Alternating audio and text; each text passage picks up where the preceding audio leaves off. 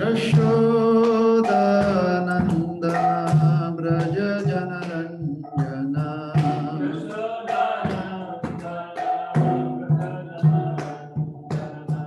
Yamuna Tira Vanachari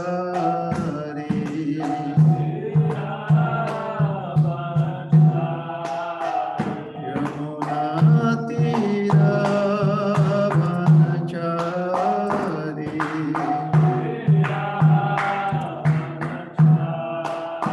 Yamuna Tira Vanachari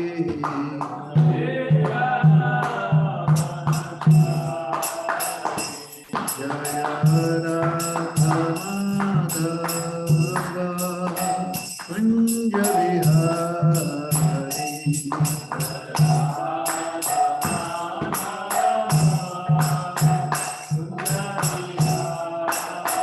Jaya Radha Madhava Kunja Vihari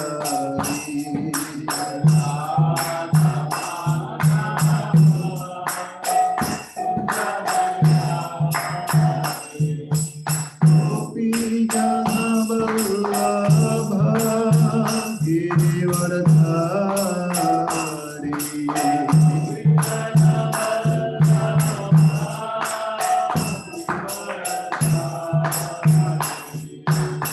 Gopi Jana Vallabha Girivardhari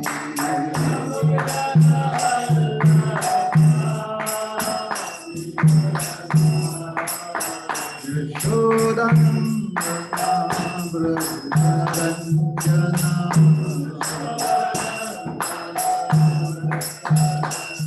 Yashodanandana Brajaranjana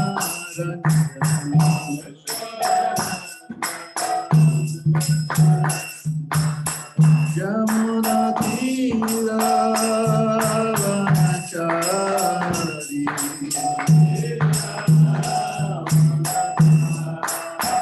Yamuna Tira Vanachari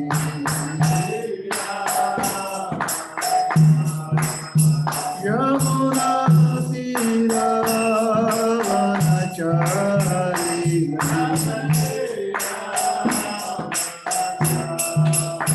Jaya Radha Madhava Kunja Vihari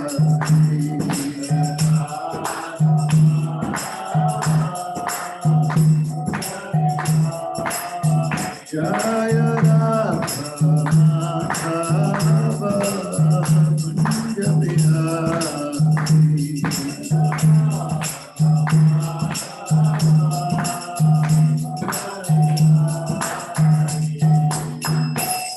Namo Vishnu Padaya Krishna Prestaya Bhutale Srimate Bhaktivedanta Swamiti Namine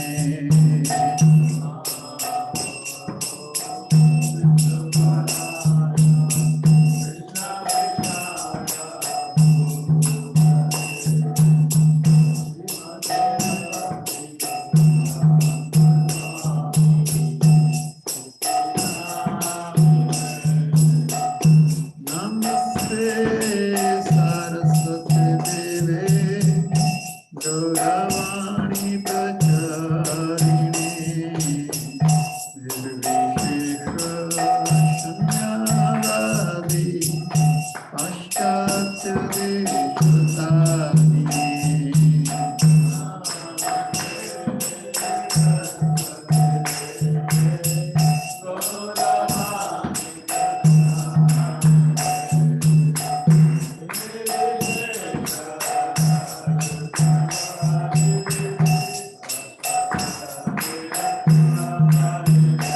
Jai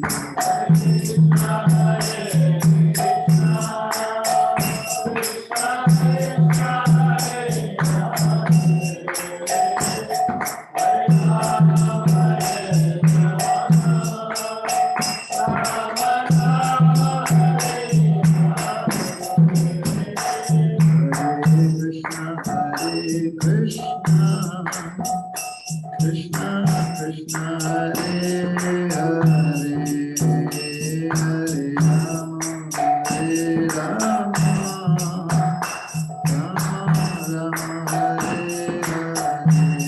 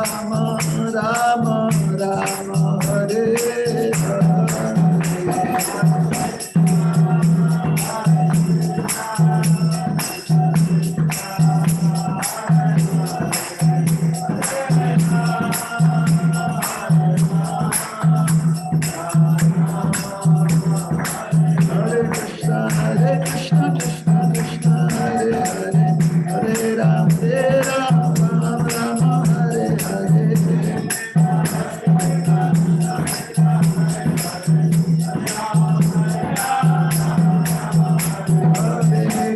Hare Krishna, Krishna Krishna, Hare Hare, Hare Ram, Ram Ram, Hare Hare.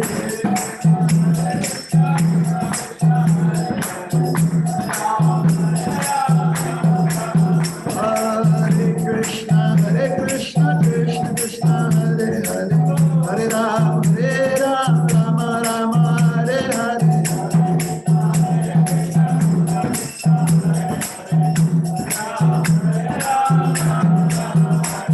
Hare Krishna, Krishna Krishna, Hare Hare, Hare Ram, Ram Rama, Hare Hare.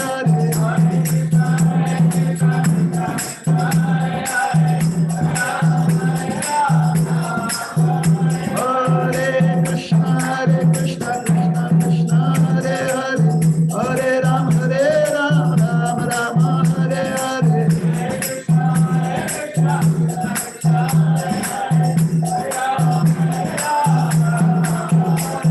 Hare Krishna, Krishna Krishna, Hare Hare, Hare Ram, Rama, Hare Hare.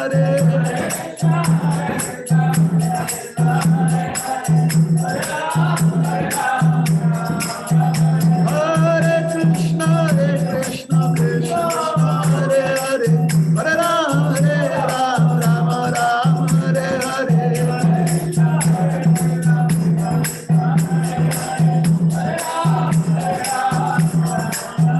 Hare Krishna, Krishna Krishna, Hare Hare, Hare Ram, Rama, Hare Hare.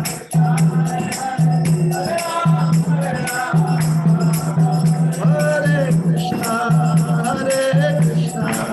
Krishna Krishna, Hare Hare, Hare Rama, Rama Rama, Hare Hare.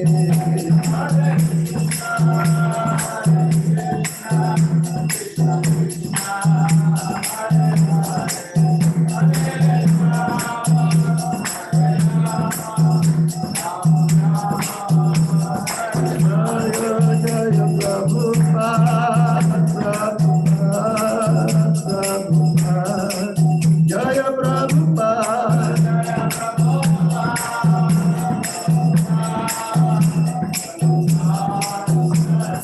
Jaya Jaya Prabhupada, Prabhupada,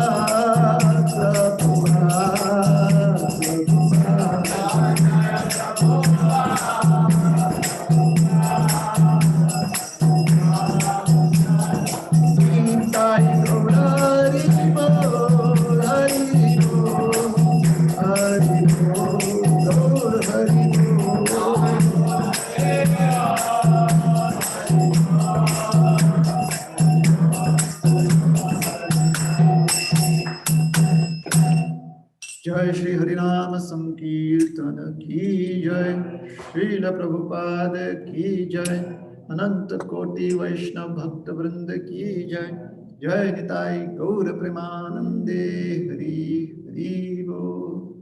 All glories to the assembled devotees. All glories to the assembled devotees. All glories to the assembled devotees. All glories, all glories, all glories to Shri Shri Guru and Gauranga.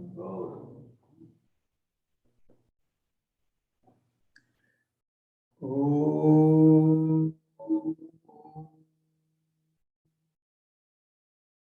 Ajnanatirmirandhasya Jnananjanashalakaya Chakshurunmilitam Yena Tasmai Shri Gurave Namaha. Shri Chaitanya Manobhishtam Sthapitam Yena Bhutale Swayam Rupa Kada Mahyam Dadati Swapadantikam. Namo Vishnupadaya Krishna Peshtaya Bhutale Srimate Bhakti Vedanta Swami Niti Namine Namaste Saraswati Deve Gauravani Pracharini Nirvishesha Shunyavadi Paschatya Deshatarini Vancha Kalpatarubhyascha Kripa Sindhubhyaiva cha Patitanam Pavanebhyo Vaishnavebhyo Namo Namaha Jai Shri Krishna Chaitanya Prabhu Nityananda Shri Advaita Gadadhara Shrivasadi Gaura Bhakta Vrinda Hare Krishna Krishna Krishna Hare Hare Hare Rama Rama Rama Hare Hare.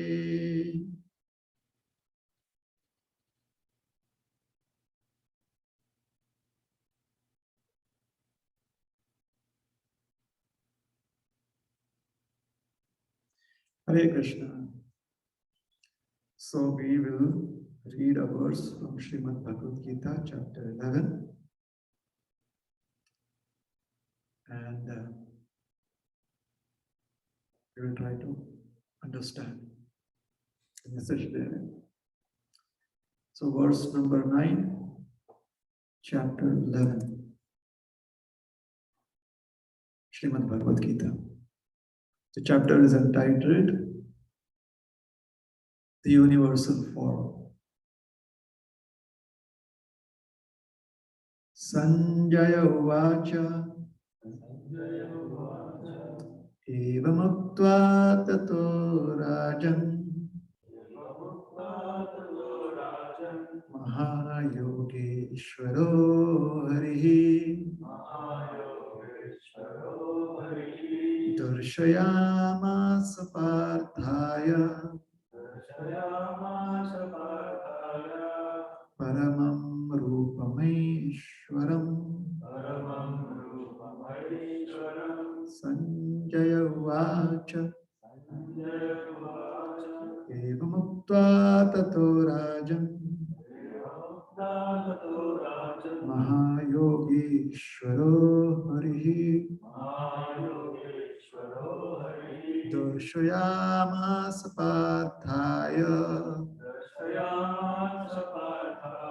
Paramam Rupameshwaram Sanjaya Uvacha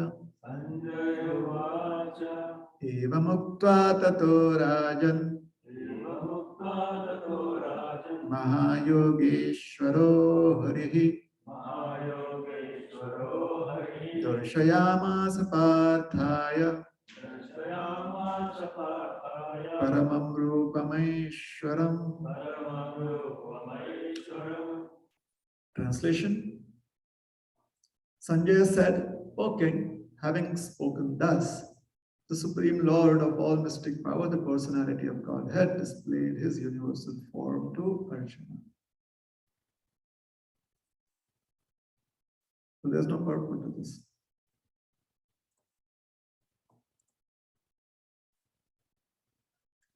So Sanjay, the close, confidant, friend, minister of King Dhritarashtra, is speaking. Eva Muktva Tato Rajan Mahayogeshwaro Hari, the supremely powerful, the Lord of all mystic power, Sri Hari, having thus spoken, O king, Darshayamasa Partha, he showed unto, or he revealed unto Partha. Arjun, Paravam Rupam Aishwaran, his supreme or topmost form full of opulences. So Srila Prabhupada's translation is, O king, having spoken thus, the Supreme Lord of all mystic power, the personality of God, had displayed his universal form to Arjuna. Kindly note that since this is a conversation, so the verse cannot be taken as a standalone verse. And hence in the translation, we find the words universal form. Literally translated universal form would mean the Vishwarup. And you wouldn't find that in the original text in Sanskrit. It is Rupameshwari, the form full of opulences. However, since the Aishwarya here, the opulence here, is being revealed to the Lord's universal form, hence Rupameshwaram has been translated as universal form. All right. It also implies, or we should also understand, that it says that the form is full of opulences. Do you like opulences? You like opulences, right?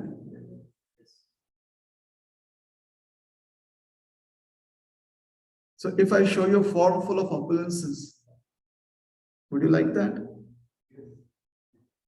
If I say I'm going to show you my domestic form,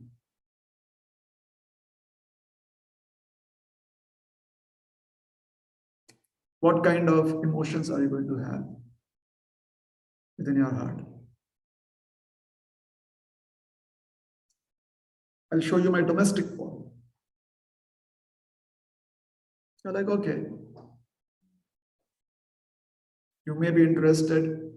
You may be wondering what is therein for me, in it for me. But when I say form full of opulences, everyone is interested, because there is a lot that I could have from that form. There could be. It's like sale. Everyone likes sale, isn't it? I mean, even if you have enough resources, just the idea of a sale is very nice. It makes you feel that it's easy going, it's easily accessible.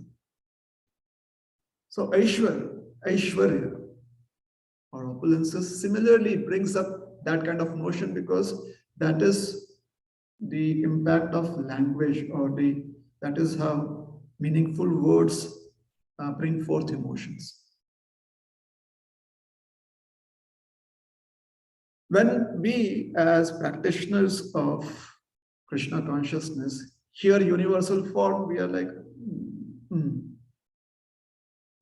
But when we hear that the universal form is full of opulences, we will be like, okay, other than the trees and the mountains and the rivers, what other opulence is there? Are there jewels? Because according to some Vedic literatures, which describe the geography and the geology of this planet, they say that the ocean bed has jewels, ratna. One of the Sanskrit names for the ocean is Ratna Garbha. Did you know that? The ocean is also called as Ratna Garbha. The ocean is called as Samudra. Yes, Samudra. It's all that which can, it is very vast. There's a lot of things that can be held within it. Samudra. Isn't it? Ratna Garbha means there's so much of jewels that you can find within the ocean. And makes sense. Where do you think most of the precious metals are found? Where is it found? Within the Earth's core, let us say. Within the earth, right? So the rains fall, they take away the topsoil from the mountain. Did I say ocean? Earth, huh? From the mountains. The mountains are like this huge mound of earth. So there is a possibility of having gold nuggets, silver nuggets, diamonds, tungsten. So many minerals within that mound of earth. Huge mounds of earth, right? So we could go mining on the flat surface of the earth, or you could mine into the mountains, because what is mining about? Getting the resources from the earth. Correct? When rains fall, torrential rains, what does it do to the upper layer of the earth, the upper crust?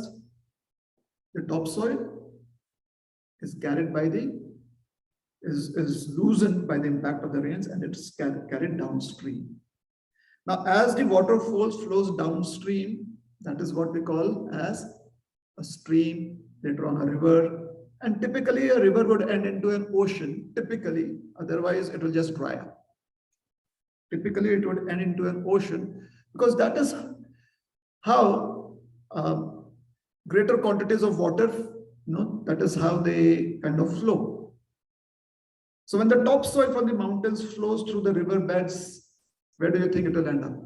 Over ages and ages and ages. Where will it end up? Into the ocean. Plus the ocean itself, the ocean bed, is also made up of the earth's crust. So you'll find minerals there in it. Ratnagarbha, does it make sense? Logical? How many of us have ever tried to conceive how the ocean could have jewels in this way? Did you try to conceive that this is how it could happen? Logical, isn't it? Makes sense. Nothing really very mystical about it. Like ocean god, and the ocean god has jewels. Yeah? Geology. So that is one way of understanding why sometimes the ocean is referred to as the Ratnagarbha, unlimited.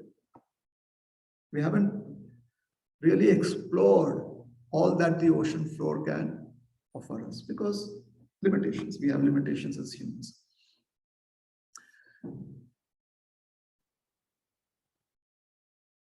So the idea of opulences, things that are attractive, because we use words to describe them in a particular language, makes sense. Now, Ratnagarbha, most of you may have understood what it means. Yes? Did you understand what is Ratnagarbha? Garbha means womb. Garbha means womb. Ratna means jewels. So that which has jewels within its womb is Ratnagarbha. So the ocean. Now when I tell you that we are going to the ocean, you'll be excited. Oh, wow. We can go boating, yachting, cruise. When I say we are going to go to the Ratnagarbha, what else would come to your mind? Can you see jewels there? See how words carry meanings, and therefore the way we look at objects changes, the perspective changes. So when we look at Rupam Aishwaram and think of the universal form, we think of planets, stars, the universe as we understand it through the eyes of a telescope. And when we say Rupam Aishwaram, then it is the universal form which displays a lot of opulences. Yes. Now we'll be excited to know about the universal form. All right. So evam uktva tato rajan. We've discussed.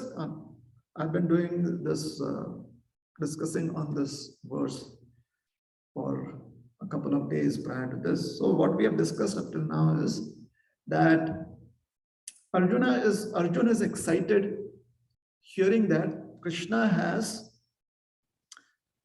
a lot of opulences, like unfathomable opulences. Unfathomable. How did he come to know? Krishna said, Yat yat vibhutimat sattam shrimat puritam eva tam tam evavagachatam mama tejo anshasam. Tejo ansh. A spark of my splendor. In the early days here in the West, people would travel, those who were miners or those who were the original understanding of gold diggers, the original understanding. They would go digging for gold. Yeah. So they would travel into the wide parts of this country, and they would go, into this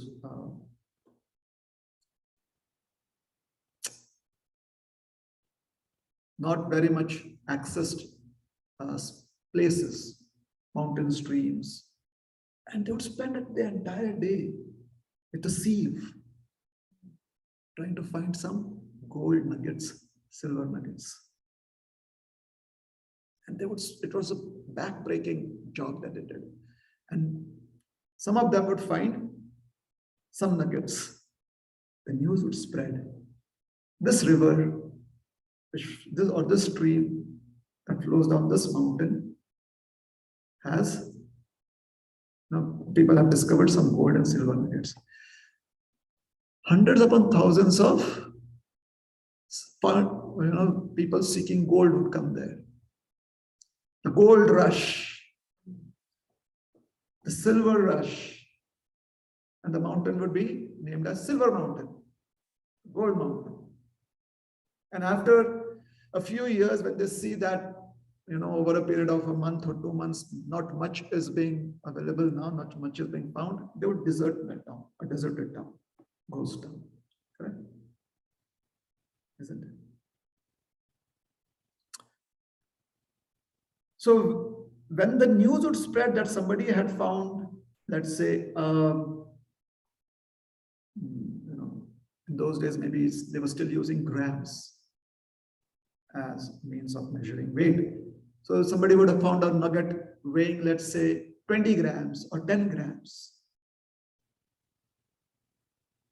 They just found a couple of nuggets.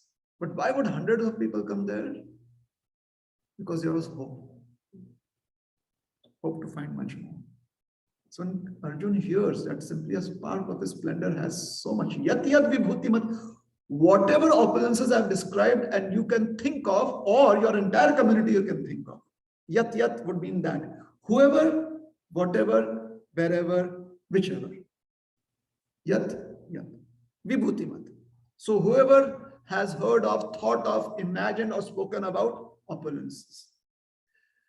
Whichever place or whichever book or discussions, wherever, have spoken of it. All of that and much more, Mama Tejamsha Sambhavam, is within a spark of my splendor. So Arjuna immediately is excited. He's like, you said spark. That means there must be a whole fire with innumerable sparks. Now I would like to see all of that. Correct?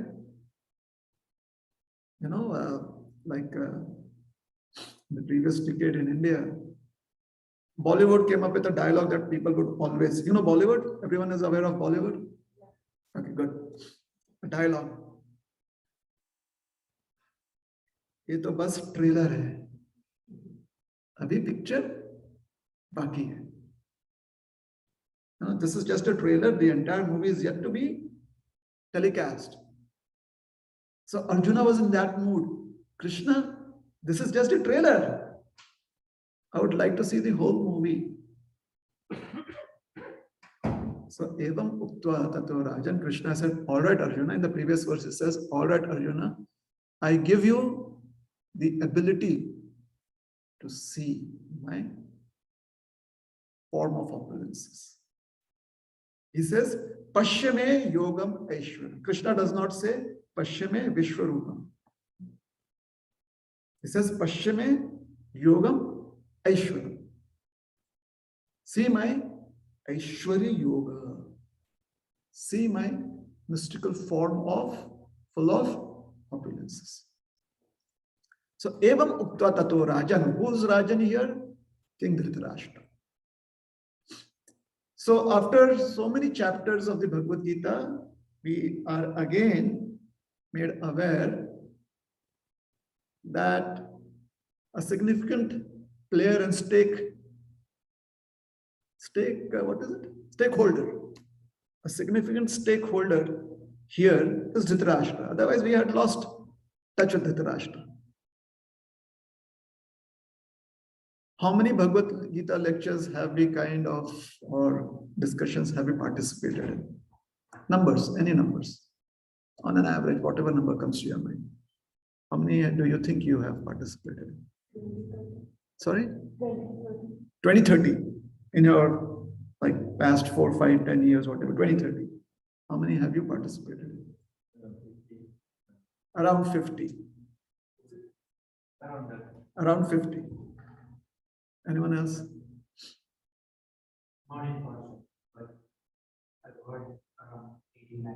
80, 90. Discussions, right? Discussions, lectures. Anyone else? Around 50? 100? Yeah, possible. Yeah. Imagine people like us when, at a certain part of our lives, every day we have to sit morning and evening classes. 365 days a year. Very rarely, maybe let's say 50, 30, 20, 30, right? And how many discussions were you aware that actually Dhritarashtra is also a major stakeholder here?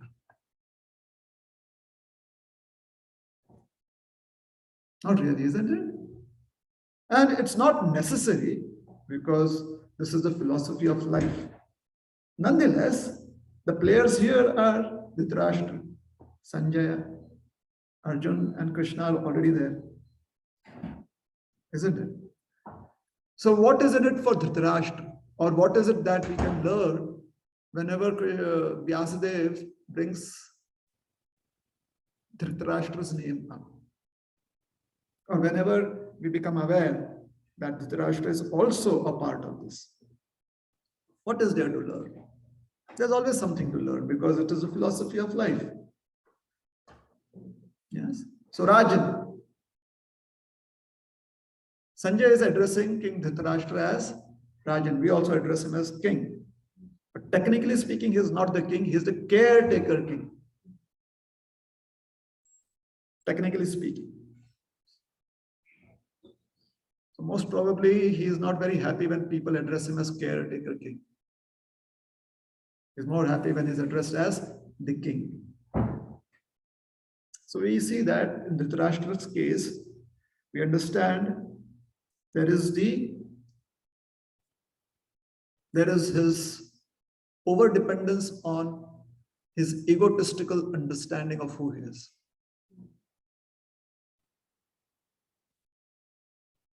Caretaker king, definitely there's no doubt about it. It's still the Raja. What is interesting is that when he is trying to explain to him about Krishna, he says, Mahayogeshwara. Although Krishna is not wanting people to over-glorify him or even glorify him, because Mahayogeshwara is just plain glorification of Krishna. It's not we are trying to overdo it. The king needs that kind of input, King Dhritarashtra. It would be,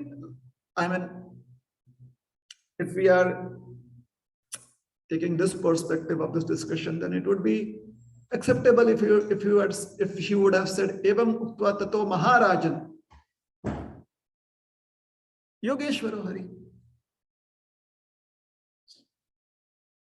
It would be all right. Why would it be all right? Because Sanjay is serving King Dhritarashtra. So Sanjay's interests are to see that Dhritarashtra is happy. Let me give you a practical example. Maybe in this audience, I'm not aware of the online audience, but the audience that is here in front of me, about 70 to 80% of you, 70%, 7 out of 10, are married people. Right? 6 out of 10, 7 out of 10. Maybe 4 out of 10 or 5 out of 10 are yet to be married. I'm excluding myself from this crowd. I said the audience, right? Is that fair? 6 out of 10 married. How do you feel when someone talks to you and underplays your role and is over enthusiastic of the role of your spouse. Now, most of you are going to give me a politically correct answer.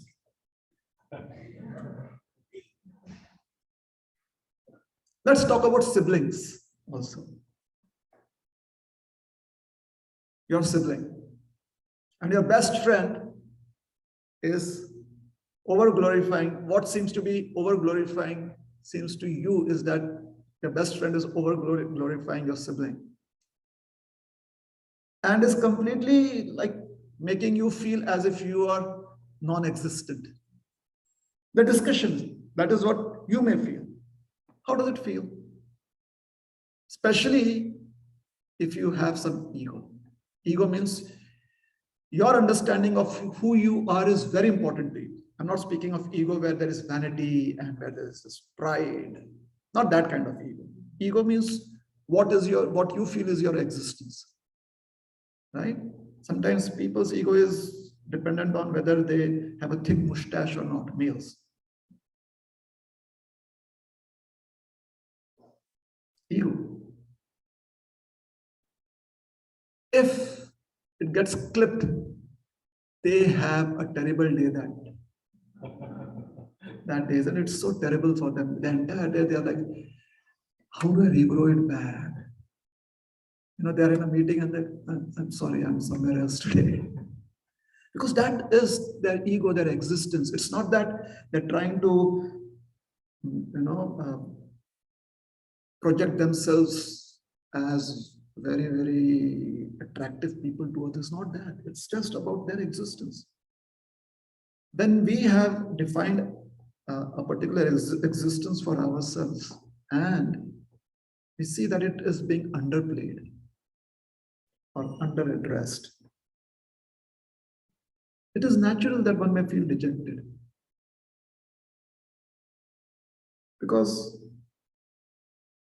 who doesn't like to hear of oneself? Correct. It's not wrong. It's not wrong to, it's not that we have to completely negate our existence. But when we overdo it, when we try to imagine beyond what is reality, then it becomes unhealthy. Very unhealthy. Yeah. So here, I mean, Krishna has not even done anything. He says, okay, here I'm going to reveal my form to you, Rupam Aishwaram or Aishwarya Yoga. And Sanjay is like, Gangodet, Mahayogeshwar, Hari. And he's addressing Dhritarashtra as Rajan. In any other context, Rajan would have been all right. But at least, the person that you're speaking about is in the opposite party. I have invested in my sons. Krishna is, is trying to facilitate those who are against my sons.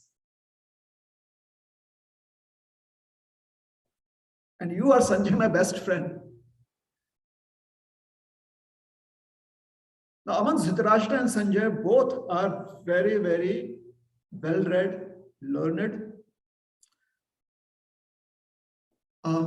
very perceptive gentlemen, both of them, regardless of one being the king and the other being his minister. Regardless of that, they are,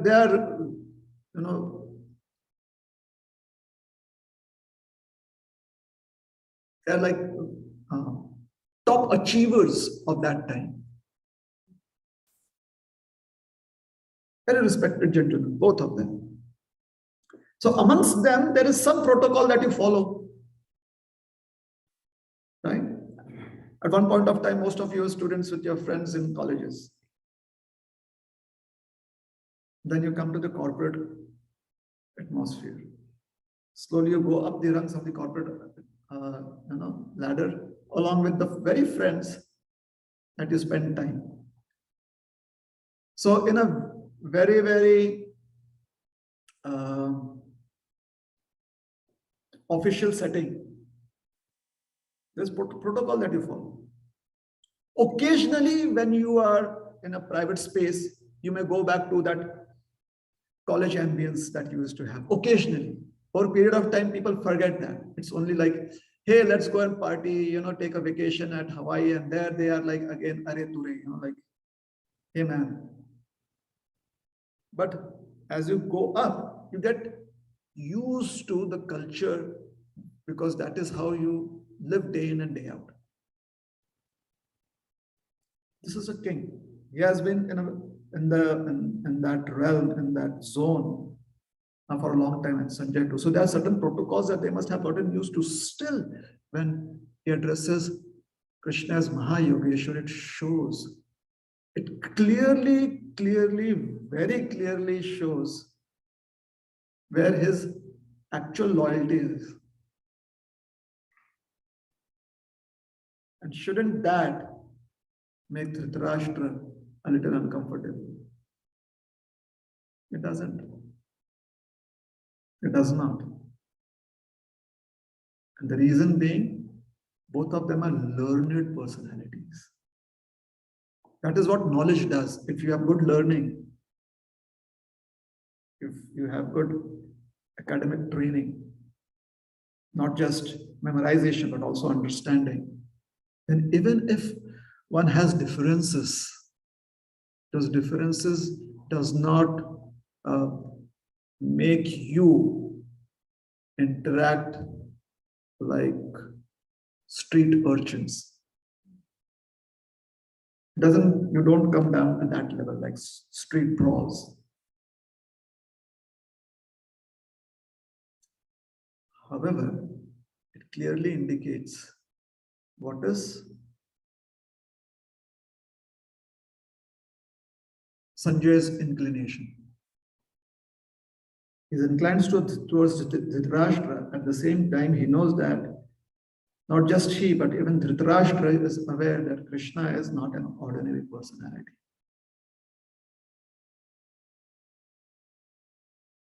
And how is it that Dhritarashtra does not get convinced to not pit his sons against anyone that is being supported by Krishna? How is it that doesn't happen? Very simple. Very, very simple to understand. We can relate to it.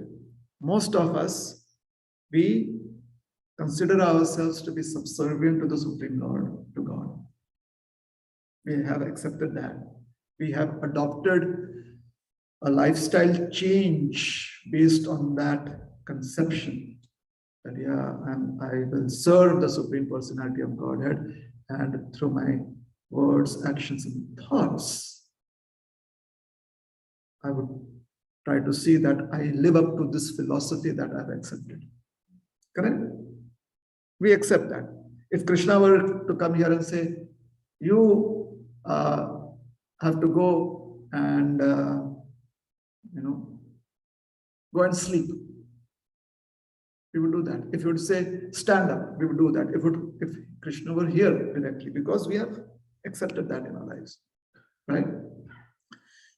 Despite the fact that we have accepted this philosophy in our lives, there are moments in our lives where we know that the protocol demands for us to behave in a particular way. And we are not able to do that.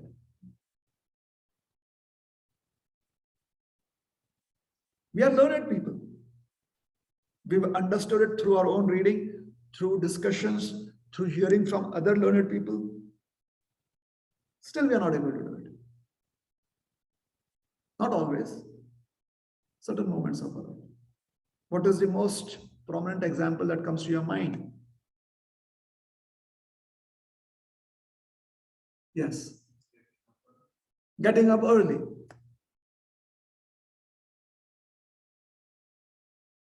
We know that everyone says that it is healthy, it is good, it is the time that is most favorable for focused meditation. Anything else that comes to mind?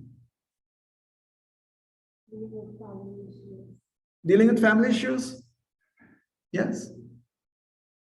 We know what it means. We've read about it. We've understood. Still, we kind of make mistakes. We do what we are not supposed to do. Anything else? Anyone? Chanting. Very touchy topic.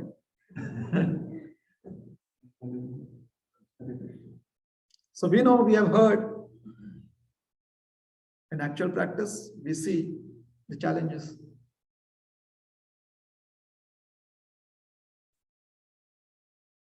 Everyone likes prasad.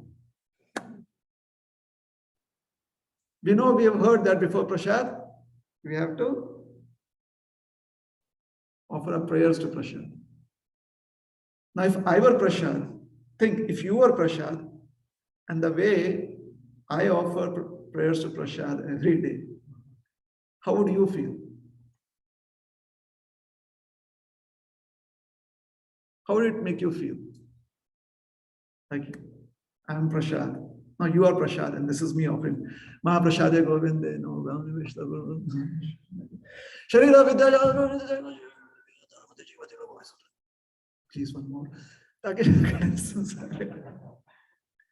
How would you feel? You'd feel that you're just doing it as a formality, isn't it? So being learned, having good understanding, still puts us in so many situations in our life where we understand that this is not how we should behave. And that is how we can understand. We can also see that Dhritarashtra similarly responds to situations in his life. What happens when we are not able to do that which is required? What happens to us?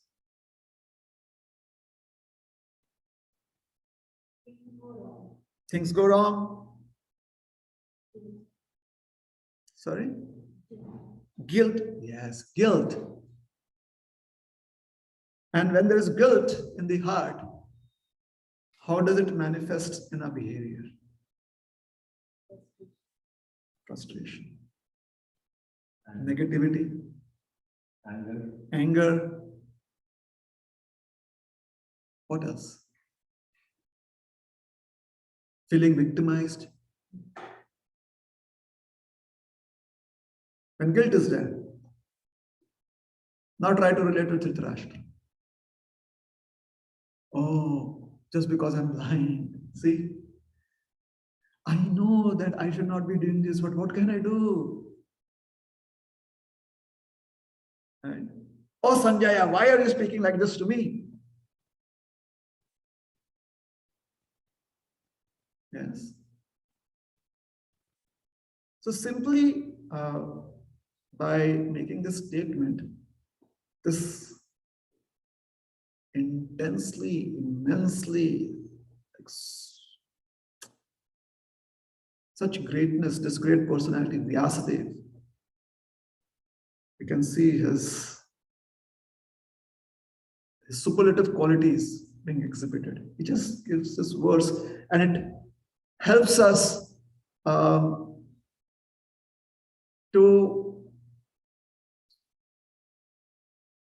or it stimulates our latent emotions and thought process. If we want, many a times we may just kind of overlook it because we have certain tastes, and according to our taste, we are very choosy. So there is this entire feast in front of us, 700 verses, we choose. I think I'll just take this, this, this, this.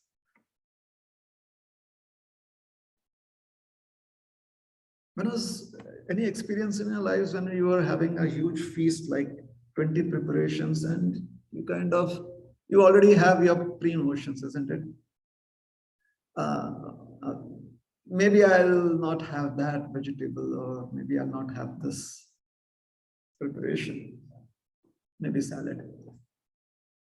And then your friend, who is the last one to who is the person who gets the last batch of salad, and after that salad is over, he eats it and he's like, oh my God, this is so wonderful.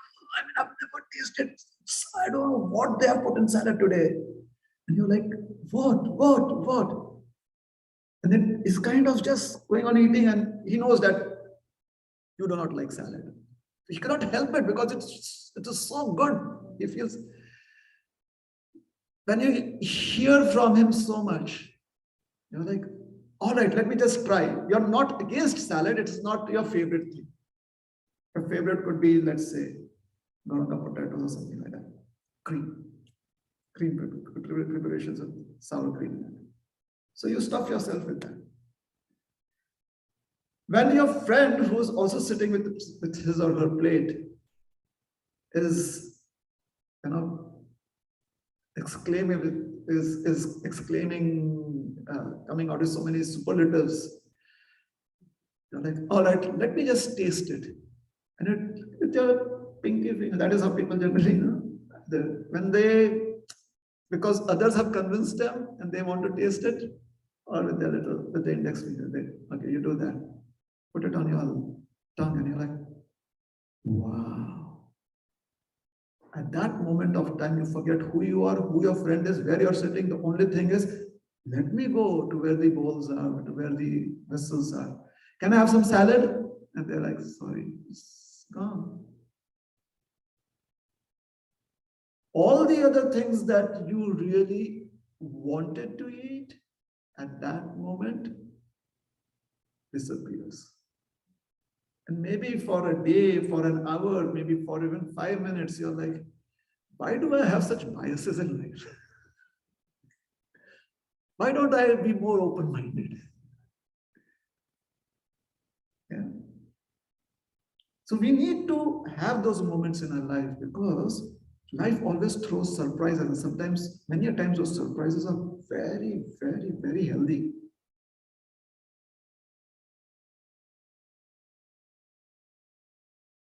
Hence, the Vedas always encourage us to be inquisitive. Jignasa. That is what happens in the spiritual world every day. Even when Krishna is right there, they're like asking each other, where is Krishna? What is he doing? They're like, he's right here. I know. What did he do before this? You want to know. Always inquisitive. The birds, they want to know, when is Krishna waking up?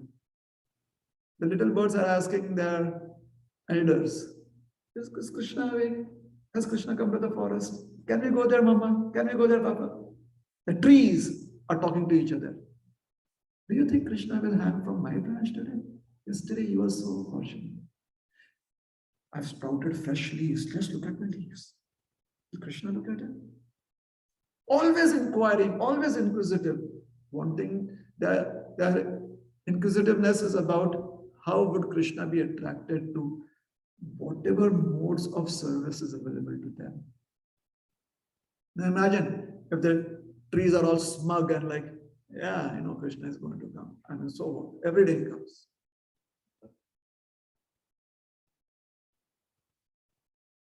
There's no fun. There's nothing new.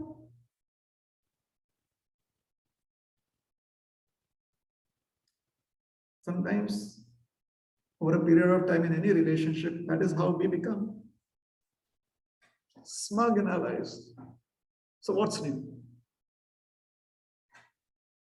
So life always brings us surprises.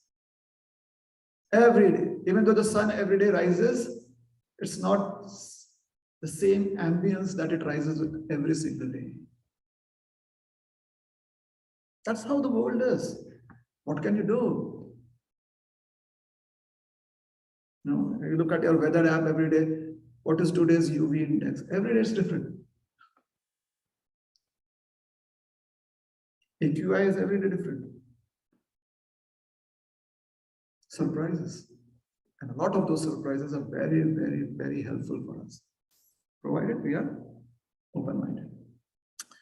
So here we see that Sanjaya is very, very much inclined towards Krishna. That doesn't make him antagonistic to Dhritarashtra. Now, if you read the Mahabharata, Sanjay is not just informing Dhritarashtra about the events at the battlefield, he's also participating in the battle. So most probably, many a times, he's coming back and narrating. Because every evening the battle, at least for the first 11 days of the 18 days, the battle would get over by evening. And they had, good means of conveyance. Like Krishna, he traveled from Dwarka to Vidarbha overnight. So the horses are really swift. Dwarka to Vidarbha is like traveling from Seattle to the Bay Area. Maybe you can look up on Google and see if the distance is almost the same. Similar distance. So they had good means of conveyance then. Sometimes you think, especially if you've seen the television version of the Mahabharata, like really those chariots seem as if they can fall apart any moment. There's a special effects that makes them look good. And then we carry those images in our mind. These people, their livelihood depended on these means of conveyance. Can you imagine warriors who had to shoot like sharp arrows, take aim, and they had to be out in the open field on rickety chariots like that? So they must have had, and thousands of warriors, charioteers are there. They must have had good technology. At least we expect them to have that. Otherwise, it's a stupid war. Stupidity right there if they didn't have that. So he would come back. Sanjay would come back and narrate the Dhritarashtra on certain days. Certain days he would just, he'd stay with Dhritarashtra and just narrate what is happening. So either ways, the Sanjaya has the vision. Dhritarashtra does not have vision. So he can only understand when Sanjay speaks to him. So Sanjay is not antagonistic to Dhritarashtra. At the same time, he is very, very favorably inclined towards Krishna. And how do we understand that? This is the ingenuity of Vyasa. He is so brilliant. So brilliant. Just by introducing this verse here shows his brilliance. I mean, many a times, brilliance may be overlooked. Many a times that is what happens. It is only hundreds of years later that we are like, oh, that was a life-changing moment in the history of mankind. Why? Why is brilliance overlooked? Because we have accepted mediocrity as being normal.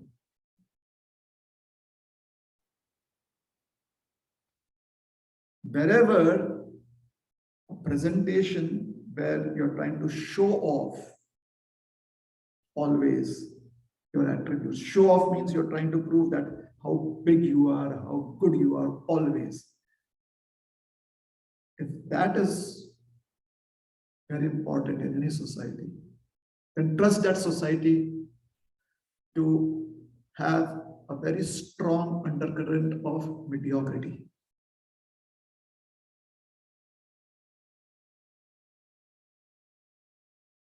And if you're able to see certain elements of brilliance, of intellectual brilliance, some intellectual brilliance, and even if externally there seems to be simplicity, be excited, because this is where inventions can come from. Now, famous, where do you think most of the corporations here on the West Coast, where do they start? In the garages. Correct? Where do you, it's like a common joke, where do people have most of their brilliant ideas? In the washroom. Because that is where they're focused on just one job and they have everything else empty. All the other chambers of their mind empty. So the rest of the day, because there's so much of traffic coming in, a brilliant ideas is subdued. It is covered over. But in the washroom, you're focused. So that idea, it's like that bulb, it lights up. It's a joke. That's how it is. Yeah. So yes. No wonder the Vedic literatures and those who read the Vedic literatures offer so much of gratitude to Vyasadeva. Sometimes he would be a mendicant. Sometimes he would be on a battlefield. On other occasions, he would be in palaces. On a different occasion, he would be a traveler in the Himalayas.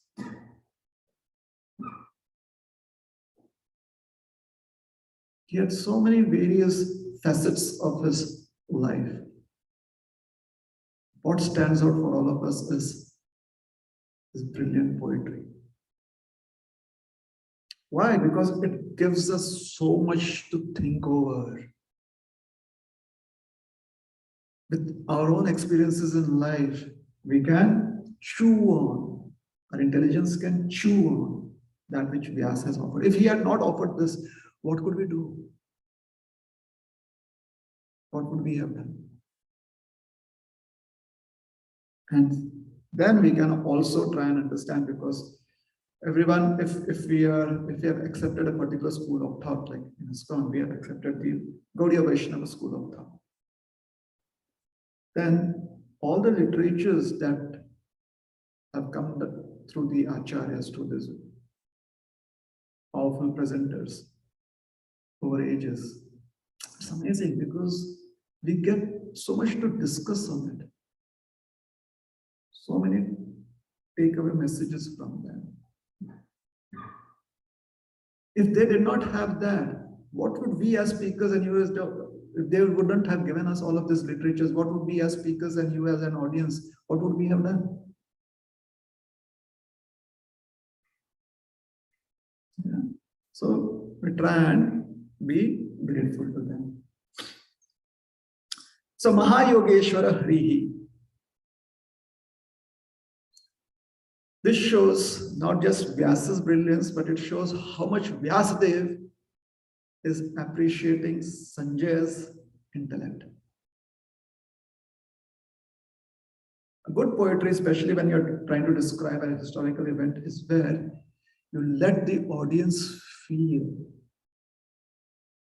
the emotions and the characters. What is their personality?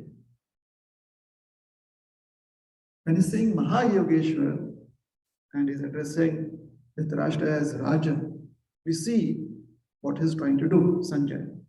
And Vyasadeva is not trying to present his own version.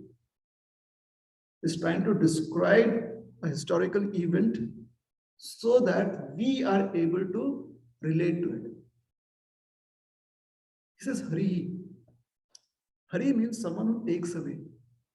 Specifically, it means someone who takes away that which is his or hers or its. It also means someone who takes away that which we should not be harboring, that which is not ours. So the word Hari inherently also signifies some ability to dominate. If one does not have a dominant personality, how will one take away? Okay? Whenever you thought of the word Hari, how many occasions did you feel that Hari also signifies the Lord as being very powerful? Or would it always be the Lord is very merciful?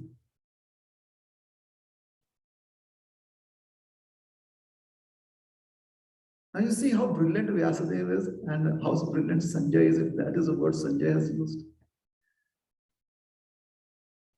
Here he is projecting Lord Krishna by addressing him as Hari, as a dominant personality.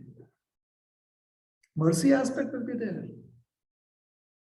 But generally mercy is more, if we understand masculine as strength, power, and feminine as grace, generous.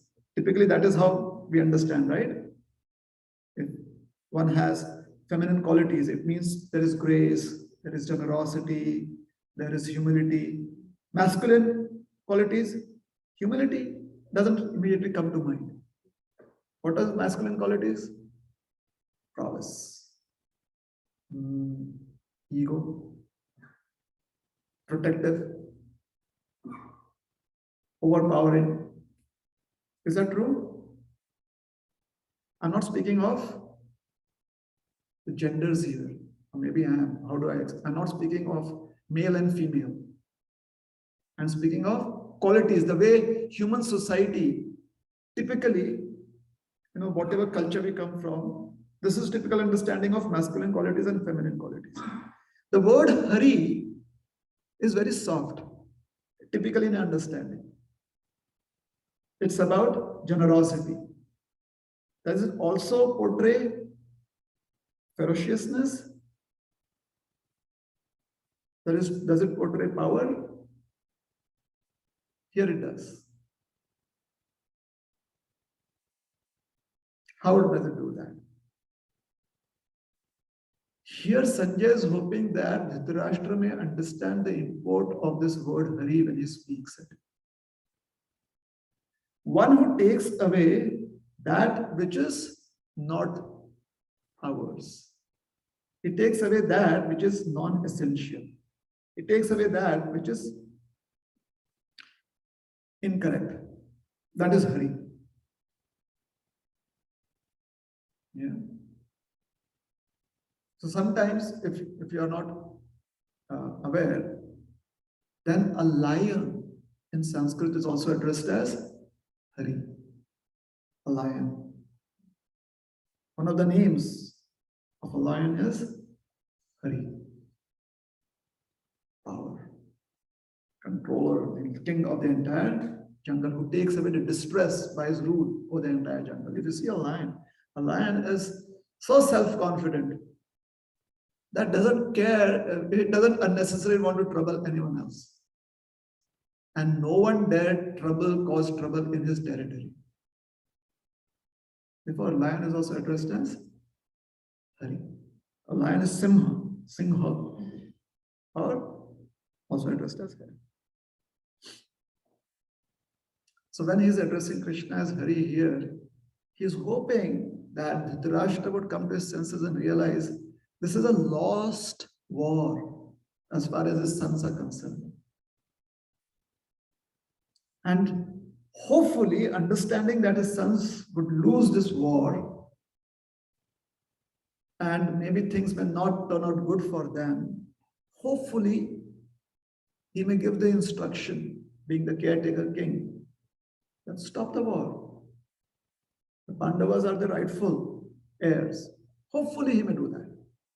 Hopefully, he would stop this carnage. Dhritarashtra could not. So Sanjay is everyone who understands that the war is not going to really help. What would be really helpful? People, they may not lose their brothers and they may not lose their fathers, they may not lose their grandfathers. The family structure could be preserved if people would just change their understanding of life, They have changed their understanding of what real ambitions should be. Hopeful. So we see Sanjay being a pacifist, although he is participating in the war. Dhritarashtra is not an aggressor. However, certain desires of him put him in a situation where he feels he doesn't have an option. Many of us may not be aggressors in life, but the choices that we make put us into situations where we may not have options. At that moment, we cannot blame the situation. We have to consider whether we made the right choices or not. Yes. So in the Srimad Bhagavatam, if we can pull it up on the screen, 10th canto, there's a beautiful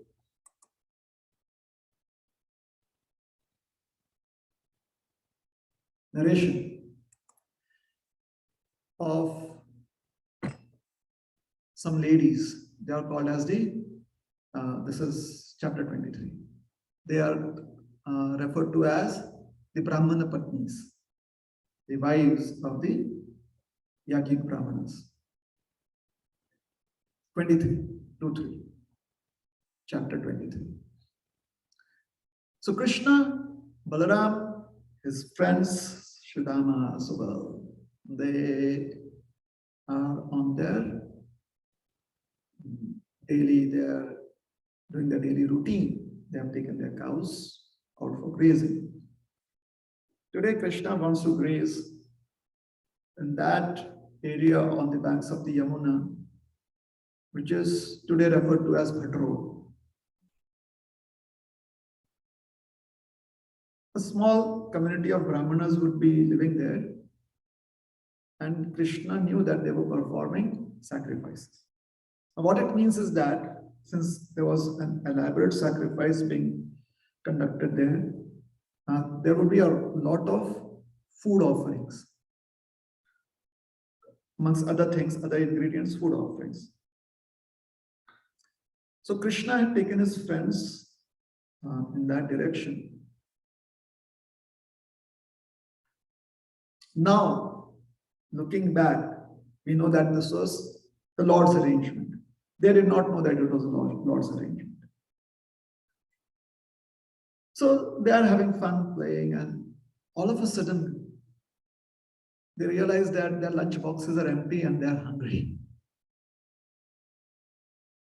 And they are far, far away from their village. So being simple boys from villages, they asked Krishna, Krishna, we are hungry. Do you think we can get some food here? Maybe there are some vendors, maybe there's a village. What should we do? Krishna, please tell us. You know how amongst friends, group of friends, even when you were in a group of friends, typically whenever a situation arises, typically it becomes easier for the entire group when there is one person who takes lead. Has it happened? Does it generally happen? One person takes lead. That person need not always be a leader, isn't it? But for that situation, the person takes lead. There's always a possibility that there could be a natural leader in those group of friends. There's always a possibility. And when that happens, anytime a situation comes up, everyone is like, what do you say? And he says, no, you take a decision. And all of us would say, have you ever done that? Isn't it? So stop being modest. Just tell us what to do. We kind of just accept what you do. That is also natural, isn't it? So this is the case with Krishna and his friends. Normal dealings, isn't it? Krishna, where do we get food? Krishna is like, I have heard from certain sources. Just as some of the news outlets, certain sources. I've heard from certain sources that there is a lot of free food available just a few meters away. And then Krishna says, why don't you all go ahead and ask them for food? Now, again, this is very normal dealings. Even though we may expect a leader, many times we are happy to take lead in certain aspects. So amongst the group, if there is a natural leader that we have all accepted, and the leader says, why don't you go ahead and see if it is safe for us to travel on this route or not? Not trekking, if it's, where does this trail lead to? You're like, yeah, I would like to do that. At that moment, we may not say, why don't you do it? You are the leader. You lead us. It's very natural. So Krishna, he asked his friends, he said, why don't you go and ask them for food? His friends are like, sure, Krishna, no problem. You stay right here. We'll get it done. So they go to that place. And they see this really formal atmosphere. Very, very formal. Now these boys from the villages, they have seen life. That is what village life is about. You have seen a lot of things happen in life. It's not like the city. What is city life? There's always a facade.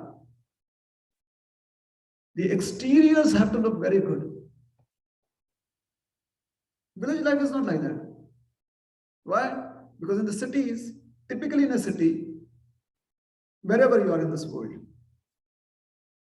there'll always be the possibility, the greater possibility of gated communities. In the village, there's always a greater possibility of open houses.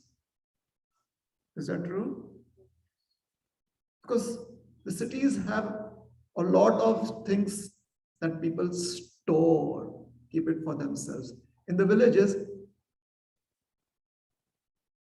it's not possible because a village life basically means you have limited access to resources. So the very ambience of a village helps you be more open-hearted, have open hearts, open houses. Therefore, sometimes Srila Prabhupada says village life is in the mode of goodness. He says forest is basically, because in the forest, everyone can have their own space. In the village, certain species may not have space. So forest mode of goodness, he says village is in the mode of passion and cities are in the mode of ignorance. And the reason he's saying is because the setting itself wants you to be narrow-minded. And when you become narrow-minded, you are not open to ideas, and that is how ignorance comes in. Yes. So, village boys, they're like, Subal, come here, see what they're doing. A couple of them, they go up to the Brahmanas and like, Sir, there's something important happening here. That's how village people are, isn't it? They don't have any airs about them. In the city, because you've been trained to, this is how you should behave. These are the protocols. Have you read the rules? So even if you are at a gas station for a moment, if it is a new city, you're like, okay, we are in the city. If it is the outskirts of the city, or a little more, you feel easygoing. But in the middle of the city, where is the entrance? Where is the exit? Are there any cops around? Security. It's stressful, correct? So here they enter this huge arena, like huge space. People are there. There's sacrificial fires. The kundas are there. People are chanting mantras. So they have seen things happening, they have seen sacrifices, but they want to know, is this something special? So the Brahmanas are like, yes, but keep quiet. Let us focus. Official people, generally, they're like that. So the officiating priests, they did, shh. So we heard there's a lot of food here. Can we have some? Shh. Not now, after the sacrifice. But we are hungry now, right? If someone tells you shouldn't be hungry right now, is that intelligent? How do I not be hungry right now? Right? Hunger is something that you don't have control over. Like, we are hungry right now. Not right now. Many times parents do that to children. You can't be hungry right now.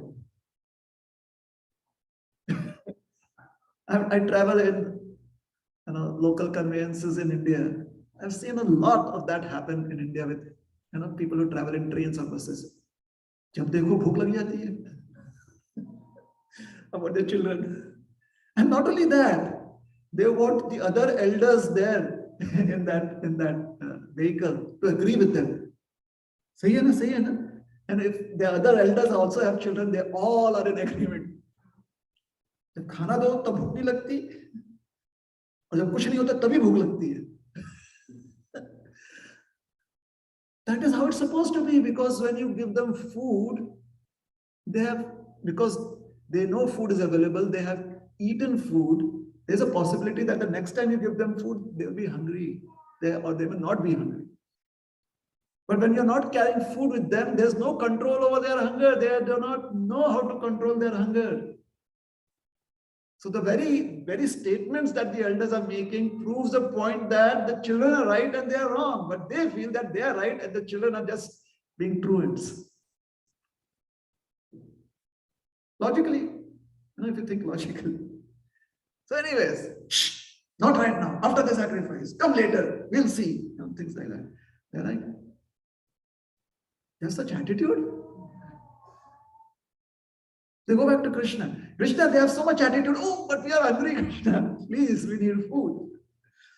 Krishna says, all right, go to the wives of all of these children. No. I mean, we faced rejection once. I don't think so we are ready. He says, no, trust me, go. Are you sure, Krishna? Yeah, you should go to the wives. But what if they do not give? Krishna says, no, they do give. All right, if you say so. Yeah, sometimes ladies, they are more generous. But are you sure, Krishna? Krishna says, if there is a problem, just tell them Krishna and Balaram are nearby and they are very hungry. Oh, that makes sense. You are the king's son. There are high stakes here for them. So they go. They go to the wives of the Brahmins. Krishna and Balaram are hungry. You know how children are? If they have an advantage, the first thing they do is use the advantage. Adults are not like that. They are very calculating. Should I use my advantage now or later? What will be better time? And many times they lose out because of that. Children are never like that. They're like, who knows what would happen tomorrow? Right now I have an advantage, use it. Even if the advantage is lost, so what? So they had the advantage. So they never said that we are hungry. They went and said immediately, ma'am, auntie. Krishna and Balaram are hungry and they're close by and we have come on their behalf and we are hungry too. And they're like, oh, Krishna and Balaram are hungry. Oh, little children, you are hungry. Take all of the food. They said, wonderful. So the boys pick it up and they go right through that arena of Yajnik Brahmanas. And the Brahmanas are like, oh, easy bees, whatever, swaha. Yeah. And they're like, what is happening? That moment, the Brahmanas were going through the same emotions that some of the devotees, when they're chanting Hare Krishna, they go through. When they're chanting and people are carrying out prasad, vessels, they're like, Hare Krishna, Hare Krishna, Hare Krishna. Thoughts in their mind is, should we complete this round or not? Because they have already started distributing prasadam. So again, adults, they never immediately act on their instincts. So they'll kind of really furtively look around and they'll find somebody who's finished their rounds and they're like, Prabhu, Prabhu, Mataji, please keep a plate for me also. All right, Hare Krishna, but they're not really sure they'll do that. They're still wondering, should we complete our round or should we just let it go and run? Sometimes they become yogis and they say like, okay, no sense gratification. But there are other moments, this challenge is not going to come just once in your life. There are other moments where you're like, Krishna will understand. That means you are just going to take Krishna. So the Yagnik Brahmins there, they're like, what is happening? So they, with their, the hotas or the chief priests that are there, they indicate to the assistant priests. The assistant priests, already they are having their own concerns, and when they receive this, this Adesh, visual Adesh, they get this indication from their higher-ups. They're like, yeah. So they go to the ladies. What is happening? Hey, boys, stop. What is happening? The ladies tell them, boys, run, run. The boys are like, you don't have to tell us to run. We know they're going to stop and they're not going to stop. They're going to make us stop. And we are not stopping here. We are hungry. There's food. Run. So the boys ran. Now, these are professional people. So they are not going to run after the boys. They're going to ask their wives. These are offerings meant for the sacrifice. The sacrifice has not come to the stage where we can make these offerings, and you have sent it away. What is the plan? Was that extra or what? And even if it was extra, first you should have let the offerings be done. They started. Typically, this is what happens if there is kind of hierarchy. The people up there, first they give you your instructions and then they ask you, have you understood that? And if you tell them, well, we already are implementing it. Why didn't you tell me before? Why did you waste my time? But you are not ready to listen. Yeah. So they are like speaking to their wives are keeping quiet. Then finally, so what is your explanation? The wife said, well, they were hungry, so we get them food. We are not Yagnik Brahmanas. We are simple women. We understand that when a child is hungry, the child needs food, so we give them the food. Oh, so many times we've told you that these are certain considerations, these are the norms, and still you don't understand. So many times. They are gone. They take it to Krishna Bhagavan. So the Yagnik Brahmanas, they tell them, all right, whatever, now we cannot run after them or we cannot stop the sacrifices, so make some arrangement, alternative arrangements. So the wives, they have that ability. Being the caretakers of the house, they know how to manifest things. So they did that. So the sacrifices continue. As the sacrifices are going on, it was a big sacrifice, long sacrifice. The wives quietly went to where Krishna and Balaram were. And they told Krishna and Balaram, we want to join the Brahmacharini ashram. We want to come and stay with you. Krishna said, that is not possible. You should go back to your husbands. They are doing the sacrifice. You are the wives. Any sacrifice is incomplete without your presence. You are learned ladies, please go back. The wife said, they will not accept us back. We have surrendered unto you. You are the Supreme Lord. You offer shelter to your devotees. Krishna said, yes, that is true. I assure you that they will not blame you. In fact, they will welcome you with a lot of respect. I assure you of that. I will personally make them understand if need be. So they go back. Very quickly, we are going to read the response of the Brahmanas, the Agni Brahmanas. Okay. Text 38. Can we pull it up? And then we'll just read from 38 onwards. I think it's about 5 or 10 verses. Verse number 38.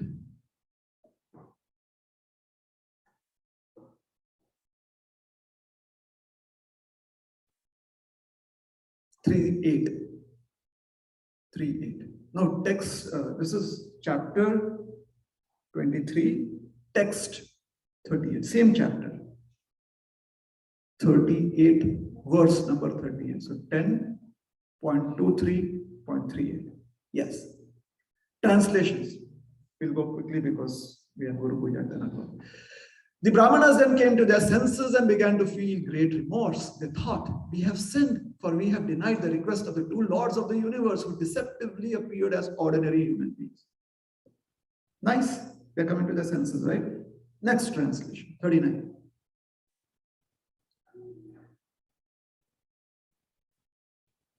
So once we read it, if I'm explaining, you can go to the next translation. It's easy for you. Taking note of their wives' pure transcendental devotion for Lord Krishna, the Supreme Personality of Godhead, and seeing their own lack of devotion, the Brahmanas felt most sorrowful and began to condemn themselves. Hi. Toba, toba. Next. To hell with our threefold birth, our vow of celibacy, our extensive learning, to hell with our aristocratic background, and our expertise in rituals of sacrifice. These are all condemned because we were inimical to the transcendental personality of Godhead. Can we go to the verse, this verse? Because the Sanskrit is very interesting. Dik Jan, Dik Pratap, Dik Kulam. It sounds like drum beats, isn't it? This verse would be very exciting for all of you to memorize. Dik Kriya Daksham. Dik, dik, dik, dik. Yes, next verse. So they're condemning all of that. All that was their protocol. The illusory potency of the Supreme Lord certainly bewilders even the great mystics. What to speak of us? Now they're trying to justify. See, people who have great knowledge, when they make a mistake, their first response on most occasions is justification. As Brahmanas, we are supposed to be spiritual masters of all classes of men, yet we have been bewildered about our own real self-interest. Now they are in the justification mode. Just see. Now they're trying to feel that not much is lost because our wives, we are going to get some credits for that. So they are being hopeful. Just see the unlimited love this women have developed for Lord Krishna, the Supreme Master, the spiritual master of the entire universe. This love has broken for them the very bonds of death, their attachment to family life. I will not comment on that. Next. These women have never undergone the purificatory rites of the twice born classes, nor have they lived as brahmacharis in the ashram. Brahmacharis or brahmacharinis in the ashram of a spiritual master, nor have they executed austerities, speculated on the nature of the self, followed the formalities of cleanliness, or engaged in pious rituals.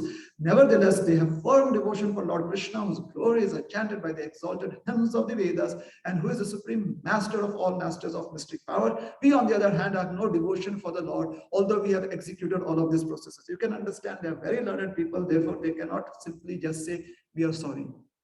When you have too much knowledge, you have to have big exposition, especially if there's justification involved. Indeed, infatuated as we are with our household affairs, we have deviated completely from the real aim of life. How many times they have, in this big exposition, they are like, indeed, we have done wrong, we have done wrong, we have done wrong, we have done wrong. But Papa, just say we are sorry, because that is what the Brahmana Patnis did. But it's not possible for them. From the real, indeed, infatuated as we are with our household affairs, we have deviated completely from the real aim of life. But now just see how the Lord, through the words of these simple cowherd boys, has reminded us of the ultimate destination of all true transcendentalists. The Lord is hungry. Yakya bhuk. Otherwise, why would the Supreme Controller, whose every desire is already fulfilled and who is the master of liberation and all other transcendental benedictions, enact this pretense with us who are always to be controlled by him? Next, I think this is the conclusion. Hoping for the touch of his lotus feet, the goddess of fortune perpetually worships him alone, leaving aside all others and renouncing a pride and fickleness that he begs is certainly astonishing to everyone. So they're giving a lot of justification, understanding. Can we go through? Yes, next verse. There's a lot. So you understand, they are kind of now in the lecturing mood. Despite feeling, the guilt of not having served the Supreme Lord. Next, please. Next translation. Yes. Let us offer our obeisances unto Lord Krishna, the Supreme Personality of Godhead. His intelligence is never bewildered, whereas we, confused by his power of illusion, are simply wandering about on the paths of fruitive birth. So now they are kind of expressing what should be done. Okay? Next. We hope that he'll kindly forgive our offense. Next. Yes. Thus, reflecting on the sin they had committed by neglecting Lord Krishna, they became very eager to see him. But being afraid of King Kansa, they did not dare to go to Vraja. They did not dare go to Vraja. So you see, if we have not simplified our understanding of life principles through the immense knowledge that we have. Knowledge should not make us complicated. Knowledge is supposed to help us have clarity, simplicity in life. But many people get confused. They feel knowledge is about how much you know. Knowledge is about how you understand that everything is very simple in practice. That is what knowledge should be giving us. But if it is not happening, then although we are learned, although we may exclaim that this is what we should do, unfortunately, we may not be able to do it because fear of certain other things will always stop us. Prabhupada said that if we chant Hare Krishna, it will relieve us of all doubts and fears. Now, whether it would happen in our life or not, that depends on us, if we are able to have that realization or not. So it is for ours to now take an experience. It is up to us. So thank you very much. Let's stop here. Hare Krishna.